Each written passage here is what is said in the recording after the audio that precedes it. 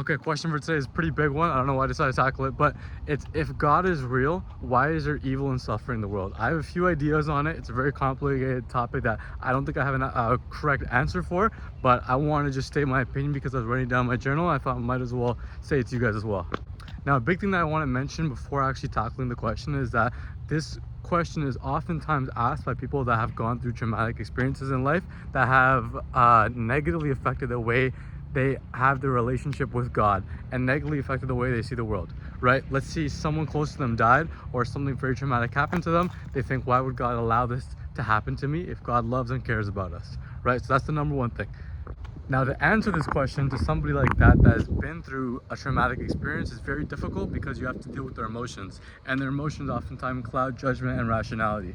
Now, if somebody has gone through something very traumatic that affects the way they have the relationship with God to the extent that they don't believe in God anymore, I honestly do not blame them because I've never been through something like that and I don't know how it would affect my relationship with God. So I think that it's wrong for anybody in general to negatively look upon those people and think that if they were in their situation they wouldn't do that, because they never know what would happen if they're in the situation. So I don't think you should have any type of animosity towards them.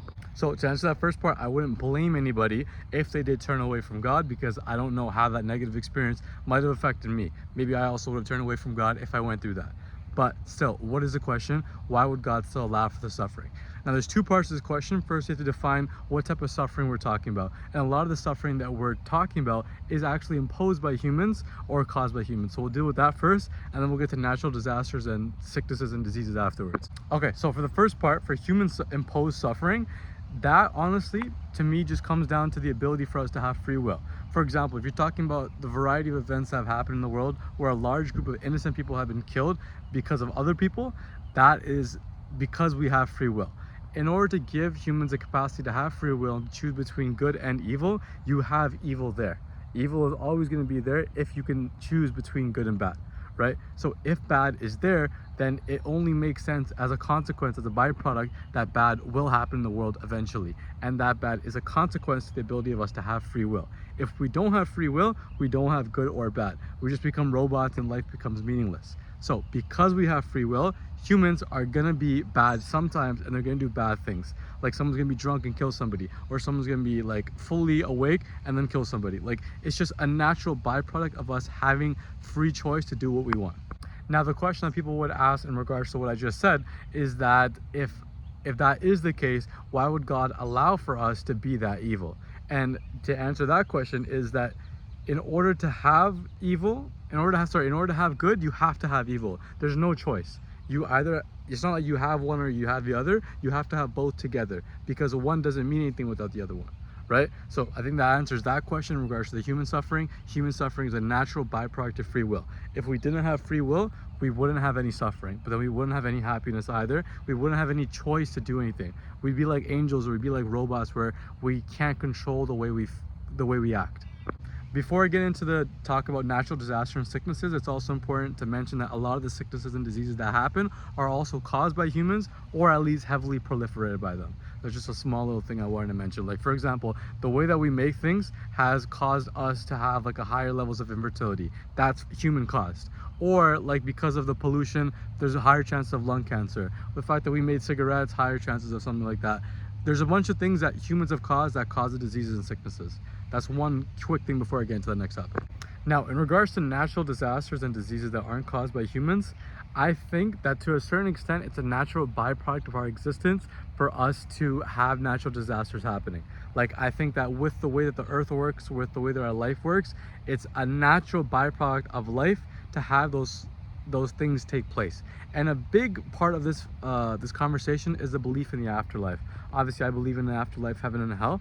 If you don't believe in it, this heavily affects the way that this question is going to be answered for you, because the entire perspective that we have on our existence is the fact that this existence is temporary, the afterlife is permanent, right? So because of that, it brings our value of this existence a lot lower. So if bad things do happen and people do die, it's not the end of the world, because this life isn't end all be all. There is something after this.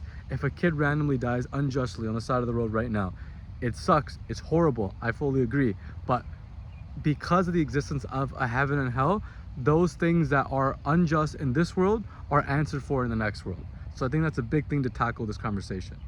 I also think that in order for us to have the life the way we do, there is a natural byproduct of things. Like, for example, tsunamis, I feel like, are a natural byproduct of the fact that we have like rain, and we need rain in order for our crops to grow.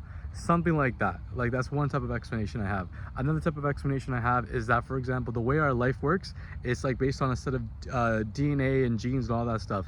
In order for that to happen, there's also a possibility of us having gene mutations like oncogenes that cause cells to randomly replicate and proliferate to a certain extent, to the fact that it's uncontrolled, and that the cells replicate so much so that cancer exists in someone's body.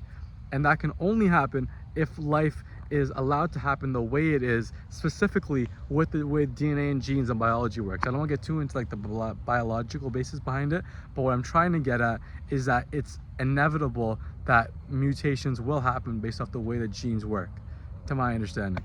Okay, the last part for the answer that I'm trying to get at is that there's also a natural order to the way that the life works. Like, there's higher order things and there's lower order things. For example, if I'm in the wild and I see this baby sheep get killed by a fox, it's horrible, it sucks, but to a certain extent we still believe that that's natural byproduct of the way life works. The only difference is that when we replace that baby sheep with just a baby human, it's a lot worse, because then we accounted for the fact that why would God allow this to happen? And I think that goes back to the fact that with a natural order of the way that things work and the way that life works, negative things, evil, bad, is going to happen. It's inevitably gonna happen.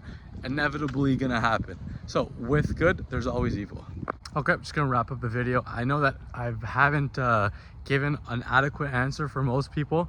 I didn't intend to give an adequate answer, I just intended to portray what my thoughts were. Put up and summarize, I feel like suffering is a natural byproduct of life.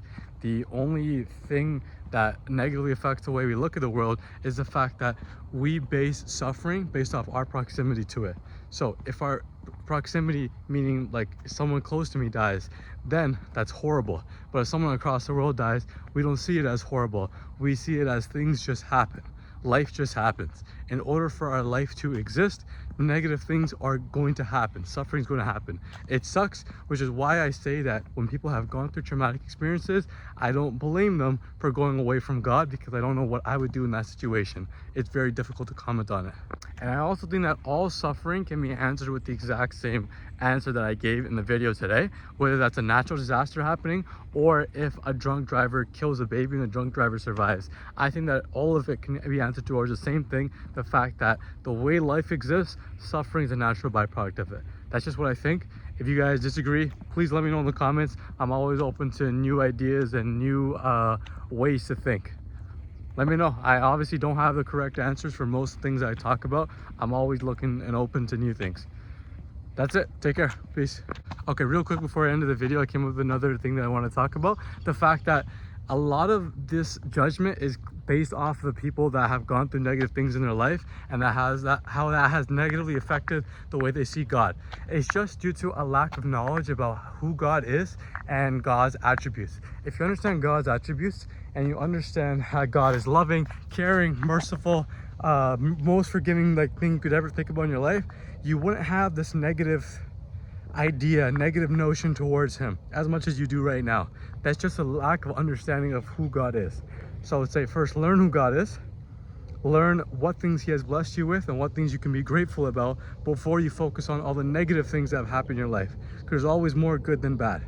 There's always the fact that you have 2 arms, you have 2 hands, you have 5 fingers, you have 2 eyes, ears, nose, mouth, you can walk, you can talk, you can breathe. There's so many things. You have a family, you might have had family that's died, but you still have a lot more family that somebody else does. There's so many things you can look at and think, wow, I'm blessed. But instead, we don't look towards that. We look at what negative things happen to us. And again, negative things suck. I'm not saying they don't, but it sucks more when it happens to you or it happens from a closer proximity.